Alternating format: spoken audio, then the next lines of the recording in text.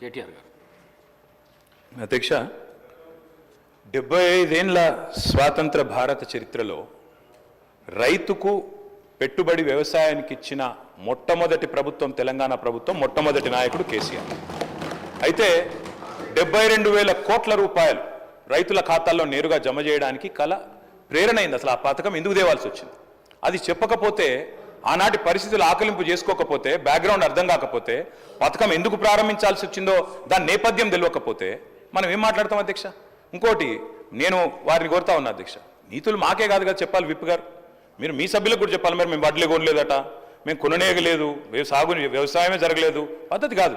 దయచేసి మీరు మీ సభ్యుల దిక్కు చూసుకొని వాళ్ళతో నేర్పించి ట్రైనింగ్ ఇచ్చారు అధ్యక్ష 2 రోజులు. మరి వాళ్ళకి ట్రైనింగ్ చక్కగా ఇచ్చింటే బాగుండేది కదా అధ్యక్ష. అధ్యక్ష మేము ఒకటే అంటున్నాం అధ్యక్ష, ఆ రోజు రైతు కళ్ళల్లో ధైర్యం లేదు. ఉమ్మడి ఆంధ్రప్రదేశ్లో, తెలంగాణ ప్రాంతంలో కళ్ళంలో ధాన్యం లేదు.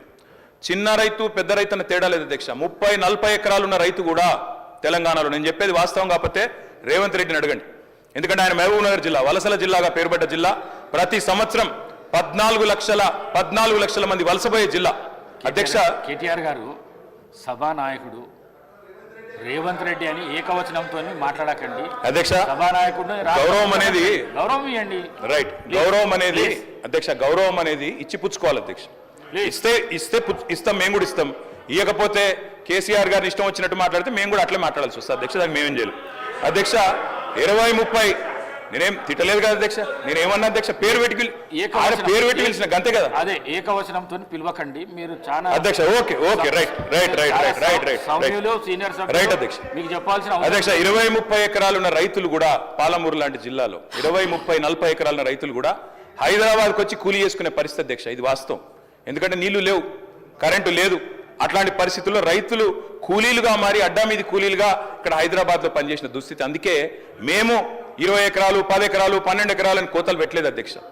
తెలంగాణ ప్రాంతంలో నీళ్లు లేక ఎన్ని ఎకరాలున్నా రైతు కూలీగా మారిపోయిన దయనీయమైన పరిస్థితి ఉండే కాబట్టే మేము ఆలోచన చేసినాం అధ్యక్ష. మేము ఆనాడు మొట్టమొదటి ప్రాధాన్యతగా తెలంగాణ రాష్ట్రం ఏర్పడిన తర్వాత వ్యవసాయ రంగాన్ని తీసుకున్నాం. వ్యవసాయ రంగం, సాగునీటి రంగం. ఎందుకంటే నీళ్లు, నిధులు, నియామకాలను ఉద్యమ కాలంలో మేమే చెప్పినాం అధ్యక్ష.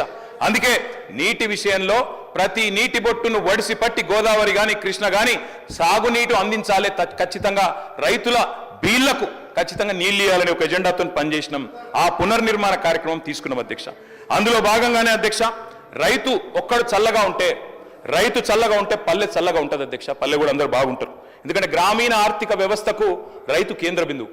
ఆ రైతు బాగుంటే రైతు చుట్టూ అల్లుకున్న అన్ని కుల వృత్తులు బాగుంటాయి అధ్యక్ష. ఆ ఉద్దేశంతోనే వ్యవసాయాన్ని స్థిరీకరించాలనుకున్నాం. మేము రైతు బంధు పెట్టింది ఊరికైనా పెట్టలేదు అధ్యక్ష. మా ఉద్దేశం వ్యవసాయ స్థిరీకరణ, వ్యవసాయ స్టెబిలైజేషన్, అగ్రికల్చర్ స్టెబిలైజేషన్. ఆ కార్యక్రమంలోనే కొన్ని విప్లవాత్మకమైన కార్యక్రమాలు తీసుకున్నాం అధ్యక్ష. అందులో ముఖ్యమైనది అధ్యక్ష 24 గంటల నిరంతర విద్యుత్. తెలంగాణ వచ్చినాడు అధ్యక్ష, కరెంటు లేదు.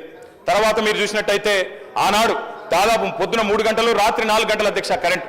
దొంగ రాత్రి, అర్ధరాత్రి వచ్చే కరెంటు కోసం కావలగాల్సిన దుస్థితి. దాన్ని మార్చాలనుకున్నాం సమూలంగా.